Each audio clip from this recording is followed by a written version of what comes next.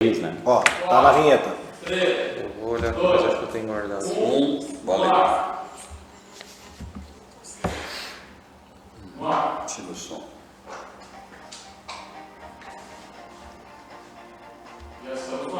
Muito boa noite, senhores telespectadores, internautas, TV Moon HD, canal 6 da NET, em nossos aplicativos YouTube, Facebook, Instagram. Para mais uma noite aqui, segunda-feira, 27 de abril de 2025, com o nosso programa Maçonaria, Mitos, Mistérios e Verdades. Para a gente começar a conversa e desmistificar todos os nossos possíveis mistérios, falar as verdades e nos aproximarmos cada vez mais de você. Numa noite muito especial, mais uma vez, com os nossos convidados, quem eu passo a palavra, para que façam as suas apresentações devidas. Irmão Cristiano. Uma boa noite a todos. Muito feliz de estar novamente no programa. Mais feliz ainda que estamos com o chefe aqui, né? Então, muito feliz aí estar com o Mano Mariotti junto conosco aí. Boa noite aos telespectadores, aproveitando o gancho então. É bom estar aqui, é a primeira vez que eu estou participando ao vivo aqui do programa. Aliás, estamos falando, acho que bem que eu estava no outro programa ao vivo e sigo aqui com vocês mais um pouquinho agora sobre o tema de maçonaria, desmistificando a maçonaria. Meu irmão Creme, obrigado pelo convite, Cristiano, Mariotti, com certeza vai ser uma noite. O Giovanni já é de casa, não precisa nem de convite. Mais ou menos, né? Mas diretor-chefe já. Diretor-chefe de operações. Tá bom. Não, eu queria deixar um abraço para todos que estão nos assistindo, mandar um abraço especial também para o idealizador do programa, né, o Florencio Castilhos, que não está conosco, e dizer que com certeza vai ser uma ótima noite, muito agradável, com certeza, com muita informação. Semana passada tivemos a estreia do programa, ainda num formato um pouquinho híbrido, modificado, onde nós abordamos a história da maçonaria em Montenegro, resgatando um pouquinho da história da loja Rocha Azul, figuras imponentes que fizeram parte na sua construção, né? Falando sobre os aspectos da sua geografia também, em relação à história de Montenegro, quando começou o rio, a estação, o trem e todo aquele processo que foi a fundação de uma loja com mais de 80 anos aí. Hoje nós vamos continuar, porque o assunto são 80 e tantos anos de história, não é, irmão Giovanni? Com certeza. E acho que temos que dar o devido mérito e reconhecimento a tantas pessoas, figuras ilustres que passaram por essa cidade, nomes fantásticos hoje, nomes de ruas, né? Pessoas que engrandeceram a nossa cidade e que também tiveram um papel importantíssimo na história da maçonaria dentro de Montenegro e Vale do Caí. Irmão Giovanni. Pois é, o que aconteceu, né? Durante a semana várias pessoas começaram a questionar, tive que fazer uma colinha de novo, né? Eu e minhas colinhas. As pessoas começaram a questionar a questão da loja Rocha Azul, a história da maçonaria em si, que não ficou bem claro na semana passada. A gente começou a conversar, e aqui nós não somos assim o expert nessa questão da comunicação em público, ainda mais ao vivo. Mas o que acontece? Desculpe. Então, quem sabe faz ao vivo. Eu procurei. E a gente... Não é assim que dizia o Faustão, né? Só quem faz ao vivo. Né? Então, e aí as pessoas me questionaram, irmãos nossos inclusive, sobre a questão da história da maçonaria em si em Montenegro. Eu fiz um compêndiozinho, um resumozinho assim de tudo, ó. Então, a primeira loja que teve maçônica em Montenegro foi a loja Nova Lousa, que o Cristiano lembrou na semana passada, né? 1867 foi sua fundação. Não tem a data em que ela foi destituída, essa loja, foi abater colunas. Abater colunas, para quem está em casa entender, é quando uma loja maçônica ela para suas atividades, ela cessa por algum motivo as suas atividades, então se chama abater colunas. Até o símbolo da morte, do luto, na maçonaria é uma coluna quebrada, uma coluna partida simboliza a morte de um irmão enlutado. É interessante isso também, nessas pesquisas tu vai vendo, é tanta coisa, né? E aí então a primeira loja foi Nova Lousa, de 1867, que não tem a data então, do seu encerramento. Depois a loja de São João, tá?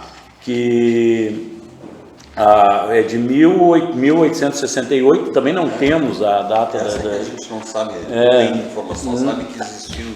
Na verdade não tem nem a data certa da sua fundação, mas é a princípio 68, 1868, a princípio. mas porque a gente fez mais algumas pesquisas. E aí depois então veio a loja União e Força em 1875, que também tiveram seus arquivos perdidos, né?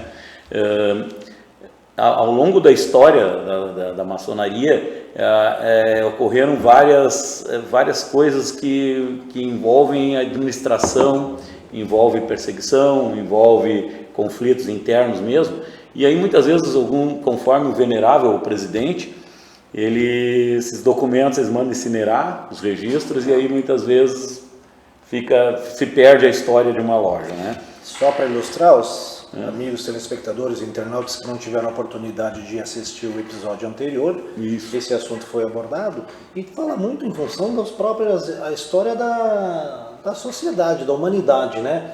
A perseguição, o nazifascismo, várias situações que tiveram né, influências políticas e aonde muitas vezes a maçonaria em algum momento foi quase que algumas vezes meio que atrelada, levada a entendimento, e isso gerava muito desconforto, né? E não se sabe realmente a verdade de muitas coisas, né? Mas muitos irmãos sofreram perseguições, até porque a nossa colonização aqui da região é eminentemente alemã e açoriana, tem uma mescla de imigração e colonização muito típica, e acho que aí as pessoas realmente trabalhavam na obscuridade até para se preservarem, né?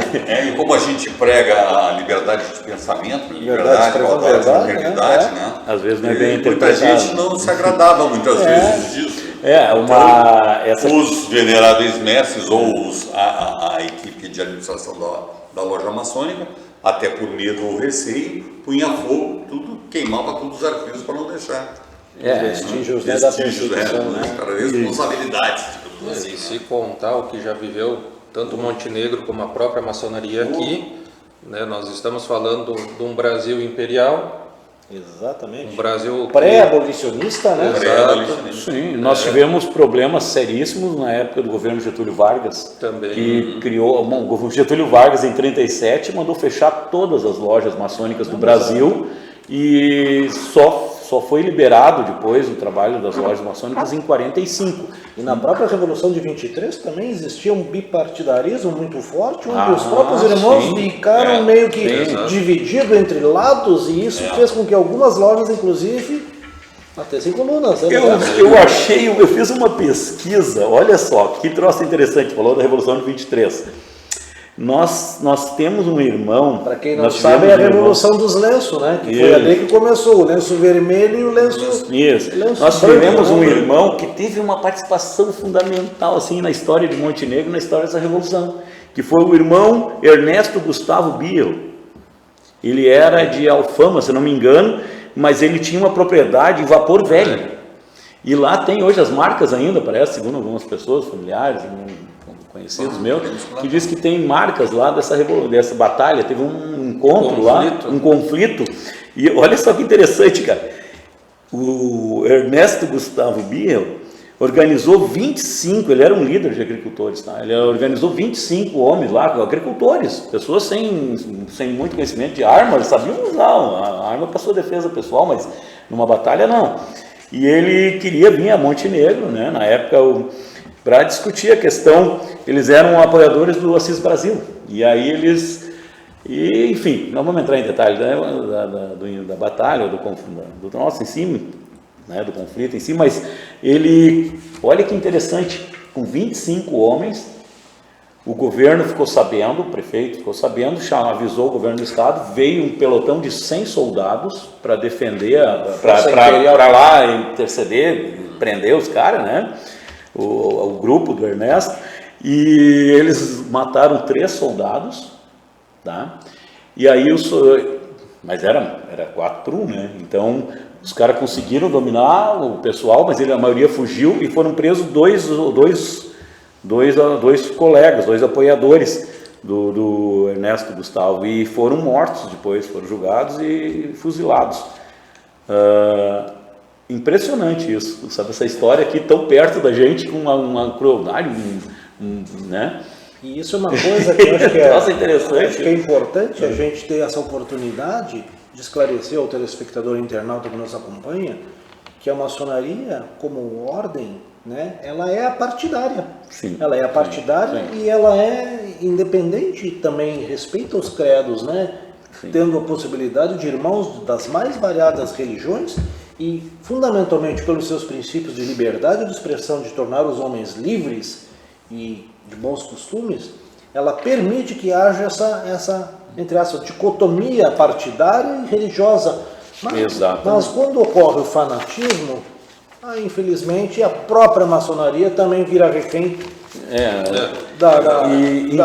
do vício dos homens, né? Interessante, eu tentei saber mais a respeito desse irmão. A loja ela não tinha uma posição política. A loja maçônica, na época, a Luz e União, que ele participava, não tinha posição política. Tá? Mas e foi interessante que ele estava acompanhado de pessoas que eram maçons também. Naquele lado, eu não vou cruzar avental contigo, a loja em si não tinha assumido uma posição. E a coisa funciona nesse lado, né? Não, mas nós tivemos lojas na história de Montenegro, nós tivemos uma loja que assumiu uma posição bem interessante, depois eu vou falar. Mas voltando então à questão, vamos lá, a história. Então, em 1875, a União e Força, e aí começa a história a se aproximar com a história da Rocha Azul, da loja Rocha Azul. Aí teve a loja União, em 1894 ela foi fundada, e a Luz e União foram fundadas também em 1894, uma em outubro e a outra em dezembro. E aí o que aconteceu? Elas trabalhavam, uma era ligada ao Grande Oriente do Rio Grande do Sul e a outra era ligada ao Grande Oriente do Brasil. É isso? É isso. Isso aí. E aí elas foram se aproximando, os dois grupos foram se aproximando, e a loja Luz e União, ela foi a loja que comprou o terreno para fazer a loja, onde está hoje a Rocha Azul, a loja Rocha Azul. Eles compraram o terreno e eles começaram a construção do prédio. E eles tocaram ali com pedras que vieram da pedreira da casa mal assombrada em Lajeado. Essa história da casa mal assombrada que coisa com cara de folclore isso. Mas enfim, e aí essas duas lojas, a União e a Luz e União, se fundiram numa só em 1902. Tu vê, trabalharam um pouco tempo separadas e trabalharam juntas até 1934. Quando ali abateram colunas em 34, mas já vinha tendo, nas pesquisas que a gente tentando aprofundar e buscar alguma informação a mais, não eram questões políticas, mas foi uma questão do próprio grupo, mas a política pesou muito, já estava pesando. Logo em 37 já tinham sido mandados fechar as lojas maçônicas, no Getúlio. Então, começou. Isso. Então, e logo depois, veio em 32, surgiu a loja Concórdia, que não é no espaço da Rocha Azul, no prédio da Rocha Azul, mas a loja Concórdia em 1932, e ela trabalhou até 1934. Só 2 anos essa loja maçônica operou em Montenegro, trabalhou, se reuniram. Sabe por que eles terminaram? Sabe por que essa loja parou de trabalhar, bateu colunas? Não sei, nem sabia que ela... Porque eles, olha só, em 1934, os irmãos, os obreiros dessa loja, olha o caráter, olha o pensamento desses irmãos. Eles pediram ao Grande Oriente, que é o Rio Grande do Sul, ao Gorges, eles eram filiados ao Gorges. Para quem está em casa entender, Gorges, GOB, essas coisas são a matriz, o escritório central de uma loja maçônica. Então, uma loja maçônica sempre tem que estar afiliada a um Grande Oriente. Então, são o Grande Oriente do Rio Grande do Sul, do Brasil, né? Então, enfim, e eles pediram para que o Grande Oriente intercedesse junto à Assembleia Legislativa para que a Assembleia, que os deputados votassem pelo fim da obrigatoriedade da disciplina de religião na sala de aula em 1932, olha bem, 34, isso.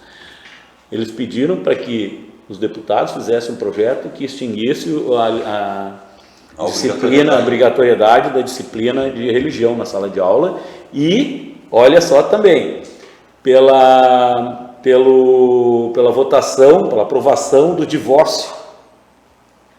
Que escola, que loja progressista para 34, né? Nossa, Que hoje se discute, né, uma escola laica sem religião dentro da sala de aula e se discute o divórcio, né?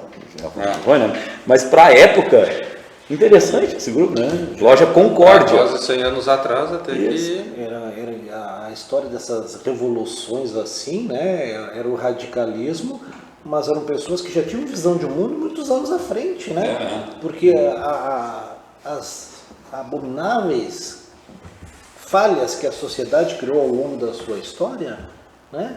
O maçom por si só ele tem obrigação, né? Ele é um defensor da liberdade, é um indivíduo patriota, preserva a família, preserva e respeita as religiões, né? Ou seja, toda inconformidade, quando o maçom se cala, é quase um... Criminoso, quase. Criminoso, né? E aí, a loja Rocha Azul, aí surge a loja Rocha Azul no espaço da loja, no prédio da loja Luz e União, né? E ali começa então o trabalho da Rocha Azul como um triângulo, que é um grupo menor que 7 pessoas, em 1943, no dia 13 de agosto. Mas uma curiosidade, Getúlio Vargas, tá? Ele só liberou as lojas maçônicas, reuniões em lojas maçônicas em 45. Aí eu não entendi isso, porque isso está registrado em balaústros, está registrado em documentos oficiais. Sim. O que acontece? Fui pesquisar, como burlou a lei? O que aconteceu aqui? Não, a lei foi perdendo força. Getúlio Vargas foi perdendo, foi flexibilizando, foi falar aquela lei que tu vai fazendo vista grossa. E as lojas, na verdade, por todo o Brasil, as lojas não se dobraram a Getúlio. As lojas se encontravam secretamente em outros locais que não era o templo. A maçonaria foi berço de aristocracias ou tinha indivíduos que não tinham a essência do poder? E com você agora aqui, mandando um abraço aos nossos irmãos e amigos que estão em rede com a gente, irmão Gilberto, Yara, Sandra Elisa, Maria Helena Apple e todos que estão interagindo conosco através do canal Facebook, né? Mandem as suas perguntas e vamos aproveitar essa turma robusta e capaz para sanear a nossa noite aqui. Ora, se a maçonaria foi espaço de aristocracia. Mas com certeza, né? Espaço de todos. De todos, né? Mas a loja Rocha Azul, ela começou os trabalhos em 43, burlando a lei, uma lei federal, e nesses encontros, que eram ultra secretos, entre aspas, foram realizados com a cedência do espaço que estava sendo ocupado pelo grupo de caçadores. Nós falamos no programa, se alguém quiser saber um pouco mais sobre isso, nós falamos no programa passado. O grupo de caçadores, ele deu origem ao 5º BPM de Montenegro. A primeira companhia do 5º Batalhão de Caçadores da Brigada Militar. Isso aí. Eles começaram com o batalhão em 1901, alguma coisa assim, nós abordamos isso na semana passada. Eles começaram como grupo de metralhadoras, e aí depois virou, mas enfim, atuaram em revolução e tudo mais, mas na verdade eles eram um batalhão de construção de estrada férrea e manutenção de estradas. Aqui quando estava alocado em Montenegro, e eles chegaram a ter 600 soldados aqui em Montenegro. Esse batalhão em 43 anos. Interessante que a minha família, o meu pai trabalhava subempreendendo. Nós temos imagens aqui. Trabalhava para o exército. O técnica, mostra para nós, coloca para nós essa imagem do batalhão de caçadores de 1943. Olha só que fantástico, né? Esse é o grupo, esse eram os oficiais, seus familiares, soldados inclusive. E nós também temos uma imagem do templo em 1901, exatamente essa aí. Isso aí. Um coreto ali na esquina. O coreto era de propriedade da prefeitura, era a Casa de Pedra, se não me engano o nome, e foi depois cedido ou alocado para o jornal O Progresso, que abriu suas portas ali em 1901. Começou as atividades do jornal O Progresso. E essa rua, a Doutor Flores, era a Rua da Praia. Isso, Rua da Igreja, Rua da Praia, e a José Luiz era a Rua Já consigo aqui. Professor de Agora história. já fugiu o nome. É ao vivo. É ao vivo. Não, é que quem assistiu o programa, se quiser ver mais detalhes, na semana Seria passada. a Rua Formosa. Ruas Formosas. Formosa. Isso aí. A José Luiz era a Rua Que Formosa. tinha dois pontos principais, o porto e a igreja na época que não era matriz, né? Esse ano dessa imagem, eu peguei várias curiosidades. Olha só como Montenegro, para quem gosta da cidade de Montenegro, vive a cidade, ama a cidade. Eu peguei várias informações que eu achei fantástica, cara.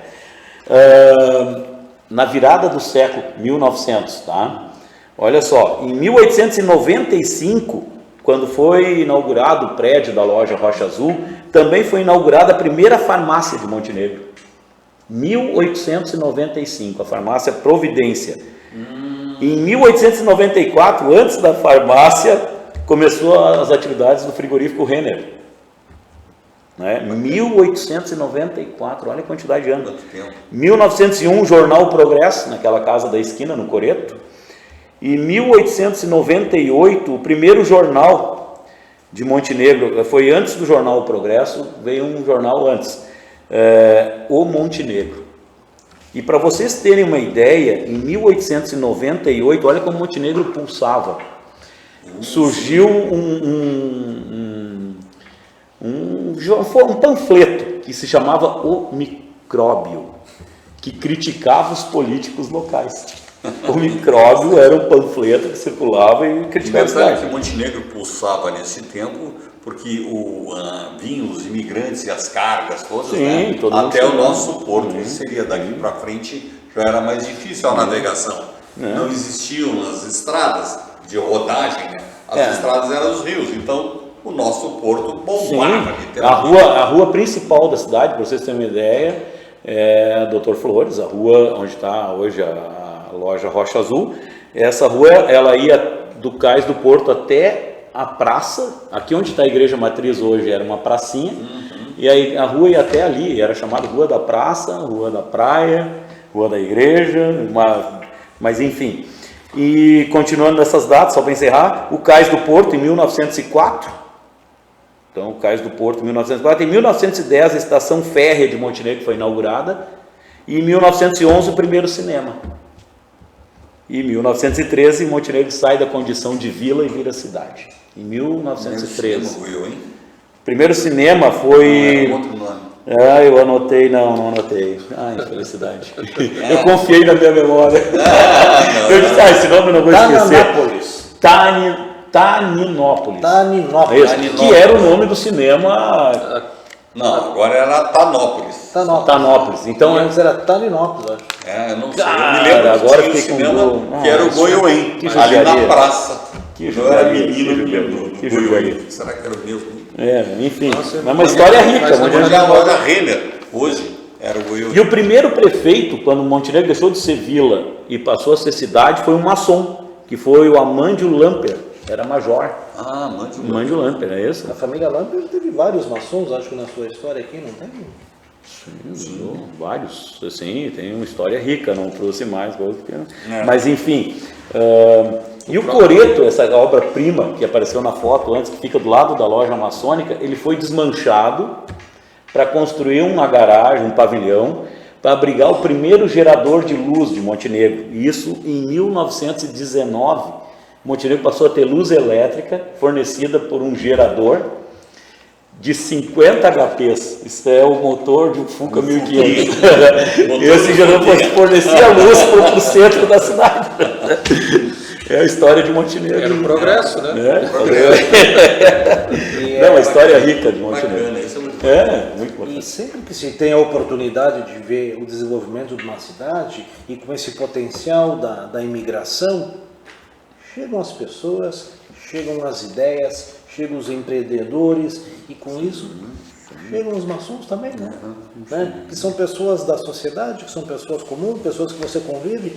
Quantas vezes você está conversando com uma pessoa sem saber se quer ela, né, de alguma forma ter sido, né, não exposta, mas se declarado assim, justamente isso em cima de todo o cuidado, do zelo, da discrição, né? Que hoje a maçonaria, né, irmão Mariotti, ela não é secreta, É. essencialmente, ela é mais discreta, Discreta, né? exatamente. Até porque hoje, com a revolução digital, das mídias, né? Isso é uma coisa que a gente batia muito, né? Existe muito vídeo com muita insinuação, Muita montagem. montagem Isso aí criminosa até das passa coisas, um né? certo receio na gente. Então, Espera alguma alteração meio forte aí, eles começaram a perseguir. Não terá como nós queimarmos os arquivos, mas Não tem mais. tudo digital. Tá aí Estamos no. ferrados. Ainda mais ao vivo e a cores, né? Quer dizer, o cara tem que cortar o fio, né? Mas tem um detalhe, né? Por exemplo, hoje meu filho mora em Lisboa atualmente. E aí hoje eles passaram por um apagão energético que Eu acho gerou que um tá apagão apagado, né, cibernético também. O que aconteceu? Não tinha internet. Meu filho não usa dinheiro, ele só usa o telefone. Olha só que interessante aqui. E não tinha como fazer compras. Né? A Yara Guerin está colocando uma coisa muito interessante aqui, Yara. Olha, acho que é muito bom. Vou colocar aqui, vou traduzir as tuas palavras. Ó, então a loja maçônica está entre duas colunas, a igreja e o cais. Olha, mais ou menos assim. Duas colunas, né? É interessante essa associação, né? É interessante. Ela está sabendo mais simbolismo que muita gente que eu conheço. Já dá para pedir um salário, né? Para que conste novamente aqui no programa, tudo dentro da loja, as coisas, as imagens, enfim, o que temos lá dentro, é simbólica, loja simbólica, rocha azul. Tudo lá dentro é um simbolismo, por isso as colunas que simbolizam. E para quem a loja. não teve a oportunidade de visitar uma loja, aproveite, né? Aqui está o Venerável para poder abrir as portas para um evento aí, uma sessão Magna Branca, onde é aberta ao público e às famílias para poder conhecer a loja e seu simbolismo, toda a sua alegoria. Mas o que é mais importante, agora vou me dirigir ao nosso irmão, amigo aqui, Cristiano. A loja existe e existem as colunas porque ela tem um fundamento. Ela foi inspirada no Templo de Salomão. Perfeito. Exatamente. Isso aí. Né? Então, quando a pessoa chega e enxerga um trono, enxerga as colunas, é uma representação alegórica, né? E inclusive os entes que participam representam figuras, eminências da época de Salomão, que tinham os seus arquitetos, que tinham os seus construtores, que tinham os seus mestres, que tinham as pessoas. Então, todo esse simbolismo tem um certo porquê. Exato. Irmão Cristiano, Não, é bem como o irmão colocou, né? E que nem a gente acabou de falar agora, as próprias colunas. Só um parênteses. O Cristiano tem uma curiosidade para falar sobre duas colunas que tem dentro da loja. Te provoquei agora. Tá bom. Te provoquei, vai ter que falar agora. E até está no nosso histórico. vai responder Nós- para a Yara, que quer saber se é a igreja ou não. Não, primeiro termina a resposta do Kremlin. Eu te interrompi, desculpa. Então mas... tá, vamos. Vai. Mas que nem o irmão estava falando, realmente, a gente quando já fala das colunas, né, tanto da coluna que nós temos para o lado dos aprendizes e do outro lado dos companheiros, são representações e aí todo um simbolismo, né, já tratando sobre o Templo de Salomão. Inclusive até nos graus filosóficos também tem uma continuidade muito interessante. O irmão Kremer, o irmão Mariotti também participam. A gente faz, né? Estamos no grau 9. A continuação da historinha, A continuação da história. Continuação da história, Exato. né? Então toda ela é moldada desde o início com o Templo de Salomão. E respondendo, Quanto às duas colunas? e respondendo ao irmão Giovanni, Eu estou curioso. que me provocou, já tinha me provocado hoje durante o dia quando eu mandei mensagem. Eu só largo a rasteirinha aqui. Nós temos um dado. Não, isso é uma curiosidade para quem está em casa. É um resgate histórico que a gente tem lá. A gente fez um resgate histórico. Desculpa. Não, mas de tá novo. bem. Vai. Tá Tem uma correto. série que está passando na TV aí sobre Davi, não tem uma história assim, uma série que está mais ou nessas menos. streamings de Pode ser. mídia, aí, assim. Olha, tem vários filmes, vários temas, né, que são associados à própria história dos Templários. É muito interessante porque começa a se ver as associações entre as alegorias da questão do tempo. E essas duas colunas, que são as duas colunas, digamos assim, as principais dentro de um cenário de um templo maçônico no grau simbólico, né? Não, e nós temos então, já que o Giovanni está me provocando, então vamos ao fato. Nós temos duas colunas que hoje fazem parte da onde Centro Venerável, né, ao trono de Salomão, como a gente chama. Essas duas colunas de madeira eram na nossa antiga igreja matriz. Foi doada por um irmão. Na época, para construir a nova igreja, o padre estava vendendo alguns itens. E esse irmão, então, um tempo atrás, comprou e depois doou à loja. Só me falha a memória o nome do irmão. Não tenho para ele. Mas nós temos o nome anotado nos registros Exato, lá. A gente falhou, a gente não conseguiu, porque a gente resolveu falar disso hoje de tarde. Essa é a única, uma das poucas peças que existe da igreja antiga, da igreja matriz antiga de Montenegro, que foi posta abaixo na construção da igreja nova, né? Enfim, e aí foi feito o resgate. Eu não sei de outra peça que tenha. Eu ouvi falar que o Paulo Sebastiani, que tinha o guincho, tem uma pia batismal daquela igreja. Alguém me passou essa informação, que ele tinha a pia batismal da igreja matriz antiga, e a loja maçônica tem as duas colunas. Elas não têm nenhum efeito ritualístico para nós, ela está lá só apenas por estética, adornando o altar. Mas é uma curiosidade, porque se não tivesse resgatado aquilo, não ia ter praticamente mais nada da igreja, né? Só imagem, só foto, né? É verdade. Montenegro conseguiu. Qual é a cidade que bota abaixo uma igreja? A ideia é interessante, sabe? Uma igreja com muitos anos, a gente sabe disso. É interessante. Mas é verdade, meu Malhote, existem padres que fizeram parte da maçonaria? Sim, é verdade que padres já fizeram parte da maçonaria. Não citaremos nomes. Não, nós não podemos citar nomes por uma questão de... Mas para quem está em casa, saber, agora voltou a funcionar novamente o seminário em Montenegro. Ele foi encerrado as atividades do seminário na pandemia, mas o padre Augusto, que era o coordenador do seminário, até a pandemia, a gente tinha uma relação bem saudável, éramos amigos, e nas nossas conversas ele instituiu, ele colocou dentro do currículo do seminário a visita e uma palestra na loja maçônica. Olha só. E aí nós temos fotos, temos registro dos alunos lá conhecendo a loja maçônica. Desmistifica a maçonaria. Para você entender, então, acho que é aproveitar o gancho aqui com o irmão Cristiano, né? Quando você entra na maçonaria, você entra numa loja simbólica. E na loja simbólica é como se a gente pudesse fazer um escalonamento de um colégio, né? Primeira série, segunda série, Exato.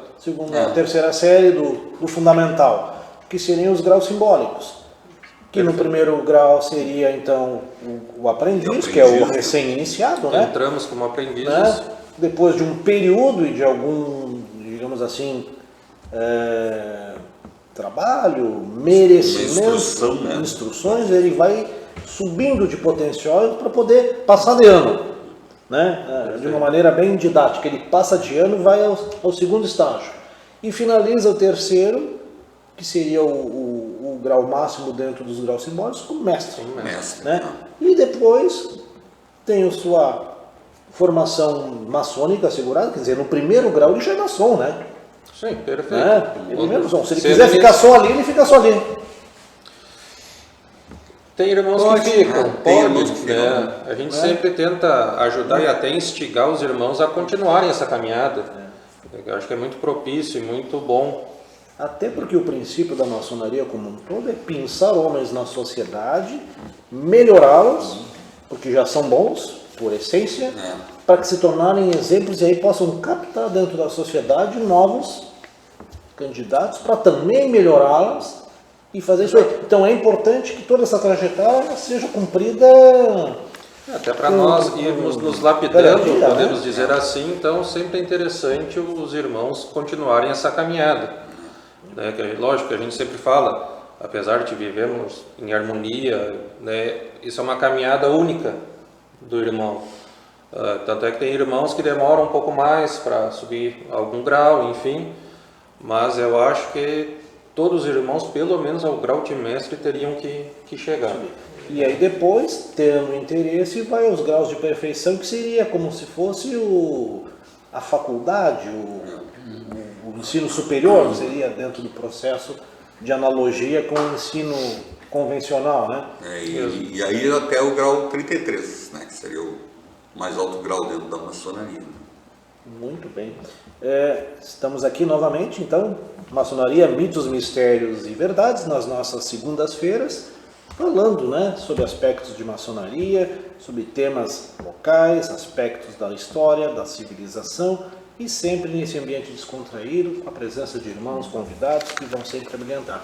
Mas voltamos à nossa Rocha Azul. A história da Rocha Azul, ela é rica em detalhes e dentro dessa história que existe, vários irmãos tiveram um espaço bem relevante na sociedade, um espaço de destaque. Não cabe a gente ficar citando, porque a gente pensou até em fazer um compilado de irmãos, mas também não, né, hoje a maçonaria, na época ela era mais discreta, então a gente vai respeitar essa descrição dos irmãos, né, mas dentro dessa explicação que vocês deram de maçonaria, para quem tem casa entender bem, assim, ó, é uma escola filosófica. É uma escola filosófica. Tu entra para estudar filosofia, uma filosofia que é como os princípios da filosofia, ela discute o eu, o ser, né, sua função e seu espaço, o seu valor e importância dentro da sociedade. E a maçonaria, ela tem ferramentas para, por exemplo, auxiliar nesse teu crescimento, algumas dicas, uns spoilers, vamos dizer assim, que fazem tu aplicar eles e tu levar uma vida mais tranquila, mais saudável. Sempre objetivando a melhoria do caráter do ser humano. Eu não vou poder perder a oportunidade e vou dizer que o irmão Gilberto, sem cerimônias, está comentando que parte do altar da Igreja Velha foi levado para a Capela Santo Antônio. Por que sem cerimônias?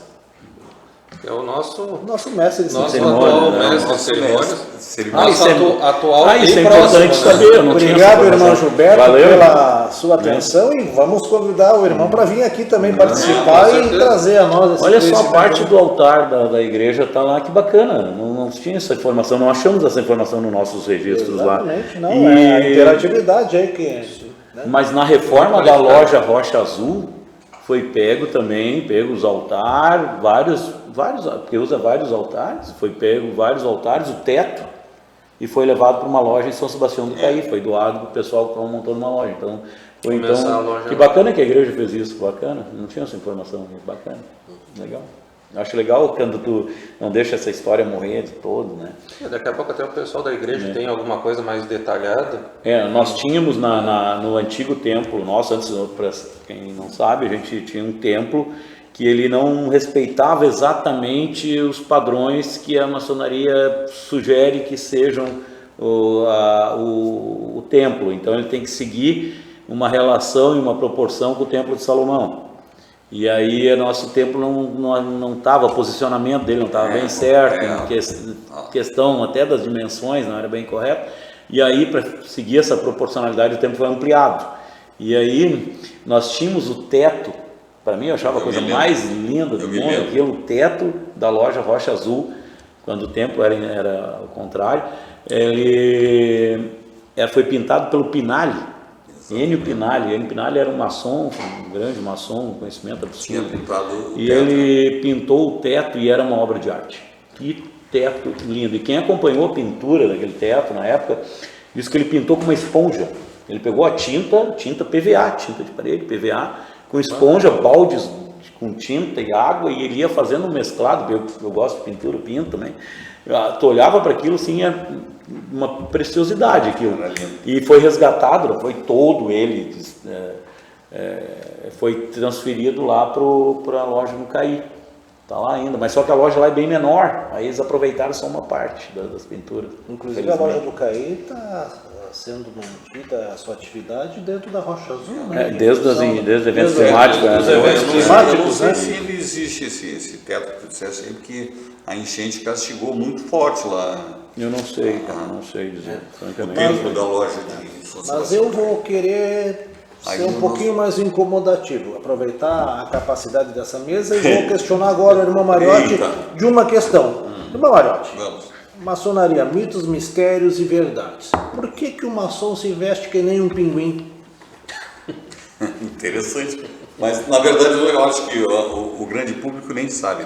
Mas o objetivo do maçom na sua vestimenta é para que nos tornemos todos iguais, para que não haja distinção entre os irmãos. Então, nada mais lógico que todos se vistam da mesma maneira para que se mantenha o padrão de igualdade. Eu, por exemplo, a gente estava falando do chefe, o venerável mestre.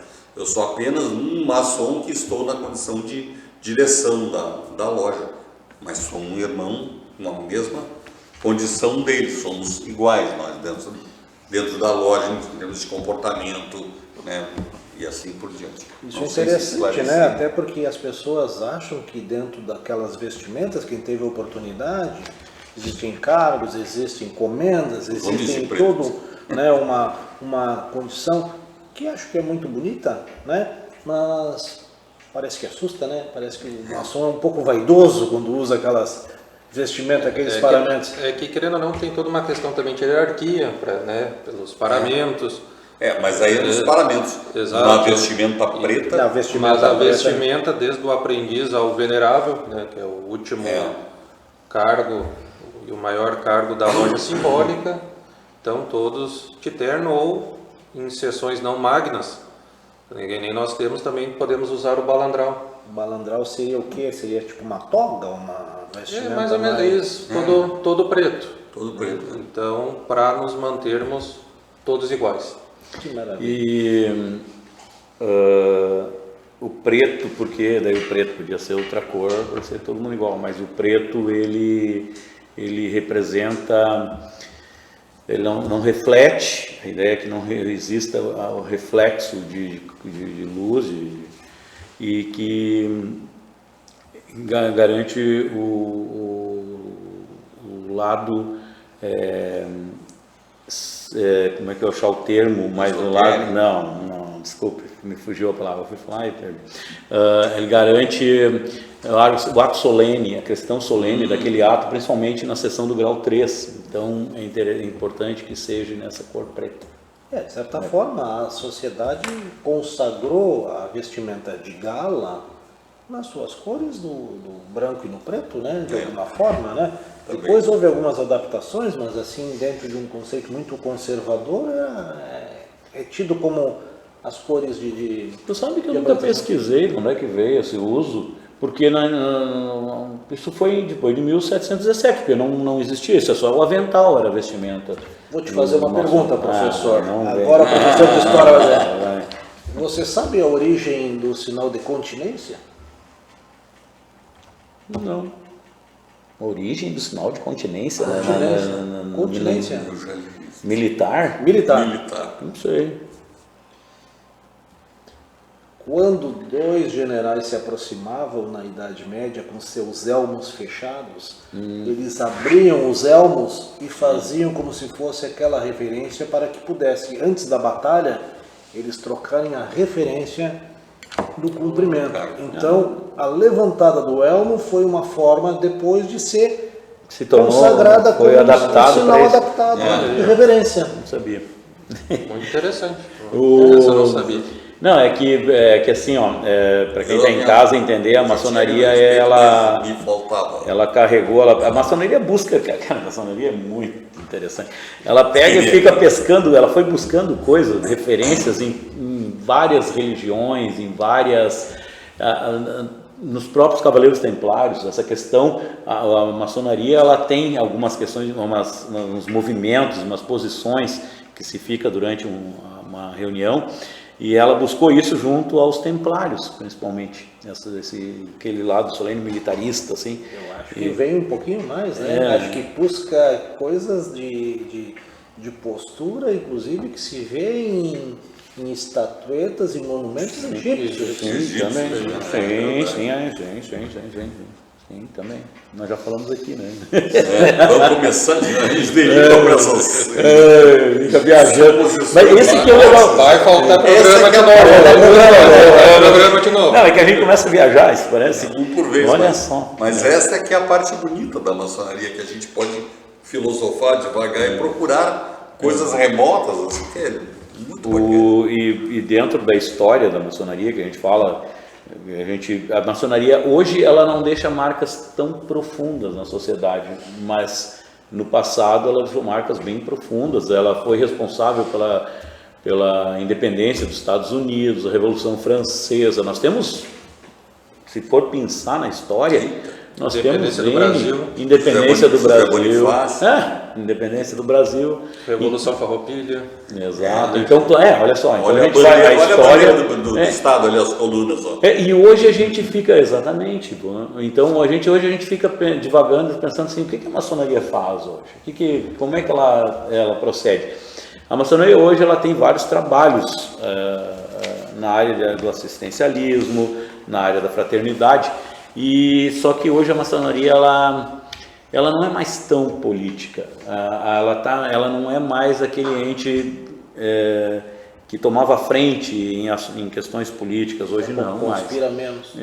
Bem menos, isso. E aí... A gente não pode fazer política, mas pode discutir. Não, mas aí é de cada um. Aí, mas, mas aí hoje a maçonaria ela tem um cuidado assim, de quando prestar alguma beneficência, alguma coisa assim, a benemerência, a mão direita não fica, a mão esquerda não fica sabendo que a direita faz. Então, Por seria isso uma que coisa... ninguém fica sabendo que a hoje maçonaria existe ajuda numa escola? Existe, sim, ajuda, sim, a maçonaria... A maçonaria também ajuda alguma escola de Ajuda excepcionais, alguma coisa assim? Né? Também ajuda com ranchos, também ajuda bastante, sim, a maçonaria tem várias frentes, então é bacana hoje, só que existe um cuidado maior, né?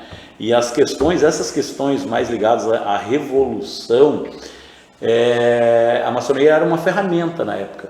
Hoje existem outras ferramentas, então na época ela era uma ferramenta muito importante, de ponto de reunião, ponto de discussão. Eu acho que não seria bem o termo, mas antigamente podemos considerar a maçonaria o partido político para as ações. Isso. Não sei se seria bem o termo, enfim.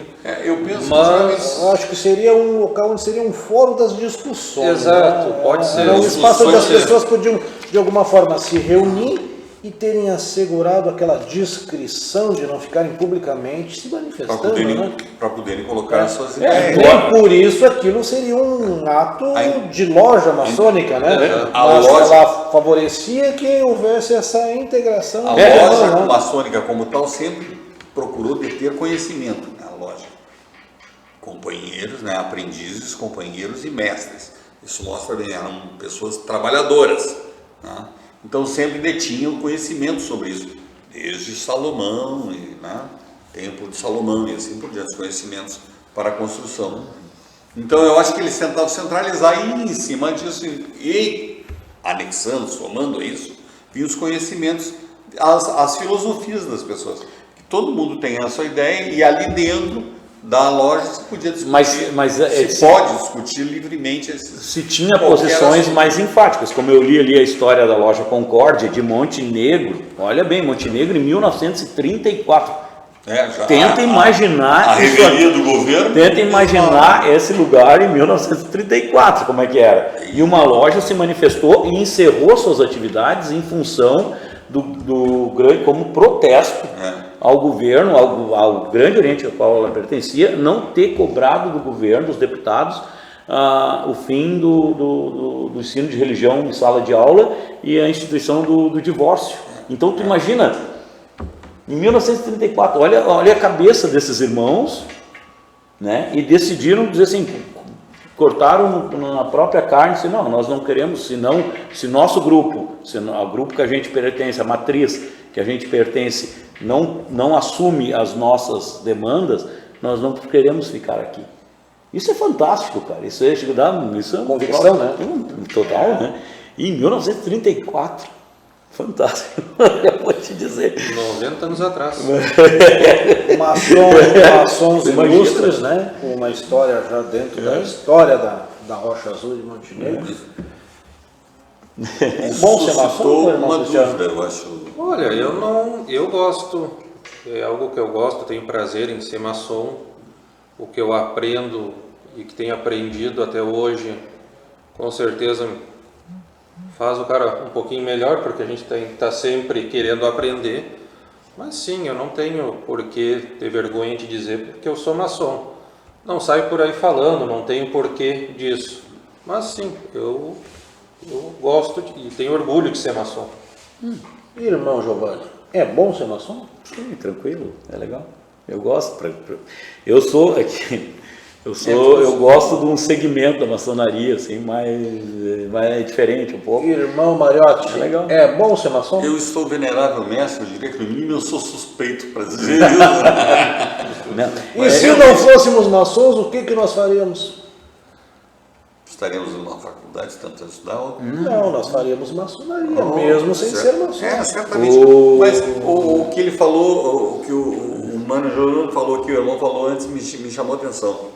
Que lá naquele tempo eles estavam, né, era como é que é? Tu falaste do casamento ali, Divórcio. do divórcio. E o outro tópico foi Da a religião do religioso colégio. em sala de aula. A religião em sala de aula. Isso não significa que os maçons, né, são ateus. Não. Não. Para ser maçom, a gente tem que crer em Deus. A gente não. O que ele estava tentando dizer é que justamente porque uma vez crendo num ser superior, pode entrar qualquer pessoa que detém o conhecimento, né, que tem a vontade, queira aprender, seja livre, família de toda bons estão estudos, online. e que creia em Deus, de qualquer religião. Eu acho que esse é o ponto. Nós não queremos religião em sala de aula. Porque aí, ainda mais nesse tempo, né? Nós tínhamos os católicos e os luteranos, certamente devia ter Imagina naquela época uma disputa terrível, então eles não queriam que se Hoje os professasse caras já ficam determinada chateados, religião dentro da sala. Certamente. Sabe que, complementando o que o Mano Mariotti falou, assim, ó, é acreditar num princípio criador, né? Porque você, para ser maçom, você precisa acreditar num princípio criador, né? Então, você tem que acreditar no ente superior, que existe uma força que organiza, gera, faz a gestão do universo. Então, você precisa ter essa fé, porque a maçonaria acredita que tudo é energia, que a vida é energia e essa energia ela pode se unir com outras energias e ser uma energia mais poderosa e melhor e transformadora. Então, tu precisa acreditar nessa coisa mística, que é o que eu acredito. Eu participo da maçonaria porque eu acredito nessas questões.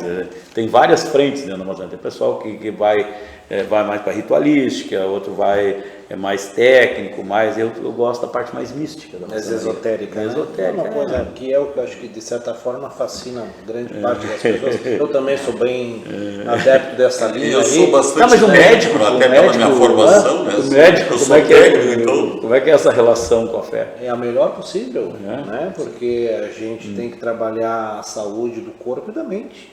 Pode fazer um corpo igualzinho ao outro, mas se não tiver aquele sopro divino, exatamente. ele não vai E o estar pensamento positivo e as boas emanações, tudo isso ajuda. E fundamentalmente a fé. Porque se a pessoa tem fé e acredita, ela vai ter, se não a condição da cura, vai ter o conforto necessário para poder ter a melhora. E isso é importante, porque quando a medicina não cura, ela tem que saber ser atenuadora de sofrimento, levar conforto, tratar a família, trabalhar esses lados todos aí. Mas que bonito, doutor. gostou? Bom. Foi bem de improviso, tá? Mas que bom que estamos aqui nessa segunda-feira, mais uma vez, falando do nosso programa Maçonaria, Mitos, Mistérios e Verdades. Acho que tu quer mandar um abraço para alguém, né? Já vou aproveitar para duas pessoas então, que estão nos assistindo, que a minha mãe está presente junto com nós, pela live no Facebook, e minha esposa também. Um abraço e um beijo para elas. Irmão Giovanni, então te dando um abraço aqui, tá? Eu deixo um abraço para um monte de pessoas, mas César Severo te mandando um abraço também. o César Severo é meu colega de baile. O César é show de Então bola. é uma coisa assim, e agradecemos essa companhia Não, e mas a eu tenho oportunidade de estar dentro do seu eu espaço. tenho que mandar um abraço para minha luz da minha vida, a Yara. Yara, não é? Quem é que me engana? Bom, ela acerta os remédios, mano, tu escreve o remédio e ela me... E ela Especialista em cultura egípcia. Ela vai...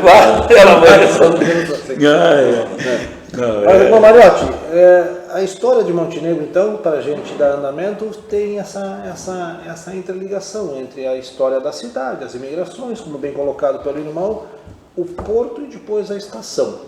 E quantas vezes a gente não passa por uma ruela, por uma pequena formação e não se dá o direito de olhar para cima e ver aquelas pequenas inscrições que tem nas casas, na sua época de fundação, ou muito particularmente aquela arquitetura muito discreta, que de uma forma muito sutil, dava indícios de que ali existia um maçom ou a cultura de alguma forma na maçonaria. E isso é uma coisa que dentro da nossa cidade existe. O monumento lá na beira da rótula lá de Pareci, né, próximo às pontes, né, a própria fachada da loja Rocha Azul. E quem perambula, principalmente o pessoal que gosta de dar uma perambulada na caminhadinha no cemitério, de vez em quando vai visitar o túmulo de algum parente, gosta de dar uma caminhadinha, uma esticadinha, se você observar, os túmulos de maçom geralmente tem a galera mais antiga tem algum simbolismo, tem sempre uma coluna lá quebrada, um detalhe a mais. Eu preciso deixar claro, alguém me perguntou a semana aqui para nós falar bem rapidinho sobre o esquadro e o compasso. Um minuto. Um minuto, tá? Esquadro e compasso. Não, vou deixar de falar. Não, nós não vamos falar, nós vamos deixar esses temas simbólicos para o nosso semana próximo programa. Vamos agora aproveitar o momento e ter o nosso espaço de conversamento e agradecimentos da presença desses irmãos queridos aqui nessa noite fantástica dessa segunda-feira, 27 de abril de 2025, o ano da Padrão Cibernética. Irmão Cristiano, as suas considerações finais. Só agradecer o convite, fico feliz de estar entre os irmãos e quem sabe numa próximas oportunidades estar aqui conversando do que a gente gosta muito, né? Que é falar sobre maçonaria. Então, um abraço a todos e muito obrigado. Irmão Mariotti. Agradecer também o convite do irmão. Gosto muito de participar do programa sempre, ainda que meu conhecimento não chega no nível. Bato chegou aqui às 6h30, né? Eita, hoje eu tô junto. Que barrigado, né? O guri da técnica olha pro Mariotti e fica velho. Agradecer também aos internados. Parece que ele vai ficar no bate-bola ainda. O próximo programa bate-bola e o Mariotti vai ficar para falar dele. Vai ficar só distribuindo o jogo. Brincadeira, mas coincidiu, na verdade. E agradecer aos internautas que nos assistem, nos permitem, né? Os telespectadores da TV Mon, que nos permitem entrar em seus lives e passar informação. E o nosso professor, Giovanni professor, não me constrange, fico com vergonha. Não, é assim, deixando sempre claro que nós estamos à disposição de quem quiser conhecer, falar mais sobre maçonaria, ou conhecer o templo maçônico. A gente está programando, o Venerável está programando, a gente está discutindo aqui nos bastidores, já falamos isso em outras vezes, e a gente está tentando instituir lá umas visitas guiadas à loja. Tá? Como já teve no passado, a gente tinha esse... Uma sessão Magna Branca podia ser transmitido ao vivo, aberto? Pode, perfeitamente. Até tem um detalhe, a gente iria fazer uma sessão magna pública nos festejos, na programação, no nosso calendário dos 80 anos. E infelizmente tivemos que cancelar um pouco antes em função das enchentes. E depois tivemos na segunda vez que transferir de novo. Exato. Mestre Mariotti, e se este programa tivesse a oportunidade de fazer a gravação da festividade do Dia das Mães? Olha, vamos estudar, vamos fazer? Que provocação, não? Ao vivo, programa ao vivo, né? Que saia justa. Aqui as coisas vão pipocando. Nós podíamos transmitir esse programa. Exatamente, até nível de gravação, né? Porque é uma noite que não é a noite do programa, mas a nível da gravação a gente lança aí. E aqui estamos, né? Aproveitando então a oportunidade, mais uma vez agradecendo a sua atenção, o seu carinho para nós entrarmos dentro da sua casa e levarmos o nosso fraterno abraço, desejando muita saúde, muita paz e que o grande arquiteto do universo proteja as suas famílias e nos ilumine para mais uma semana, contando com o seu carinho e a sua atenção até a próxima segunda-feira. Amém. E assim seja. Maçonaria, mitos, mistérios e verdades. Uma boa noite a todos.